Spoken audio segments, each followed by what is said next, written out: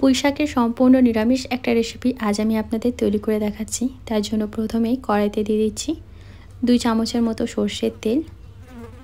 তেল ভালো করে গরম করে ফোড়নের জন্য দিচ্ছি একটা শুকনো লঙ্কা আর হাফ চামচ 5 ফোড়ন। ফোড়নটাকে কয়েক সেকেন্ডের জন্য নাড়াচাড়া করে নিয়ে এর মধ্যে এখন আমি কিছু সবজি অ্যাড করছি। সবজির মধ্যে এখানে নিয়েছি কুমড়ো, বেগুন আর আলু। আপনারা এর মধ্যে চাইলে গাঁটি কচুও কিন্তু অ্যাড করতে পারেন।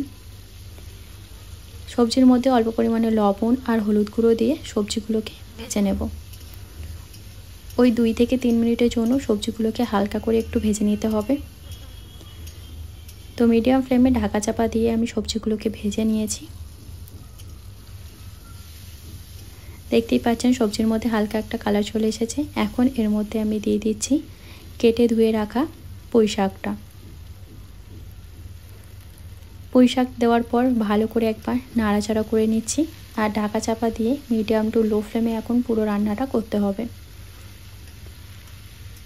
যেহেতু আগেই লবণ দিয়ে দিয়েছি তার জন্য পুঁই শাকটা দেওয়ার পর আর লবণ অ্যাড করছি না।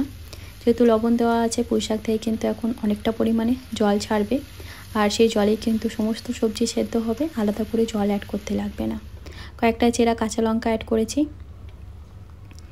একদম লো ফ্লেমে ঢাকা চাপা দিয়ে আমি রান্না করে নিচ্ছি যতক্ষণ না সমস্ত সবজি খুব ভালো মতো সেদ্ধ হয়ে আসছে। মাঝে মাঝে একবার ঢাকনা খুলে নাড়াচাড়া করে নিতে হবে। আর অ্যাড করে দিয়েছি হাফ চামচ চিনি। নিরামিষ রান্নায় একটু চিনি দিলে কিন্তু রান্নার স্বাদটা বেশ ভালো হয়। তো মোটামুটি মিডিয়াম টু লো ফ্লেমে 5-6 মিনিটের মতো রান্না করেছি আর এখন কিন্তু সমস্ত সবজি খুব সুন্দর সেদ্ধ হয়ে গেছে।